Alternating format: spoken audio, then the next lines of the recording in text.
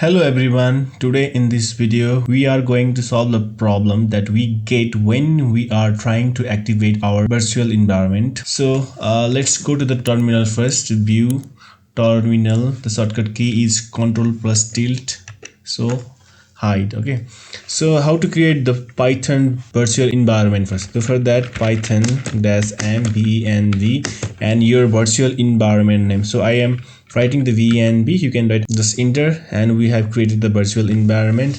It's already over there, but I have created once again, no problem. So when I try to activate my virtual environment, I get this type of error. So when I try to activate the virtual environment, it says that this script, or say this virtual environment, cannot be loaded because running scripts is disabled on this system. To solve this problem, we have to set scope for CurrentUser as unrestricted execution policy. So for that, let's open PowerShell, source PowerShell, and run as administrator.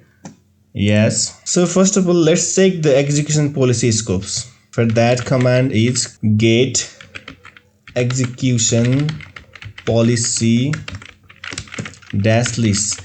So here you can see the current user is restricted. We need to make this current user unrestricted. So for that, we have command. You can see this text here. So temporary change, you can run this command here, copy this command and paste here, and this is for temporary solutions. For this will work on this session only. If you close this VSCode and if you try it again, it will not work. You need to run that command once again. So once I tried this, now it is activated. If I close this and again try to, let's close this again, I try to activate my BNB, it will not work. Yes, so it will show the same problem. So for that purpose, you need to make that permanent solution. For that, you need to run this command in the PowerShell as an administrator. So I have already opened, or simply you can search PowerShell once again and right click, run as administrator. Yes, and just paste that command. Yes, so it's done. So when you try to execute that command once again, it will work properly.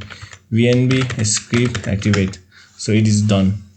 So in this way, you can solve the problem very easily. So you don't need to run that set execution policy command again and again. For that permanent solutions, you can do that. For that, all users, you can run this command, and to restrict it again, you can run this command once again, and you will see that error once again.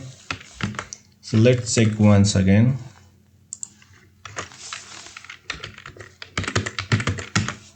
So you can see the error. Let's get back to the permissions once again. Yes, now it will work properly. Okay, thank you everyone.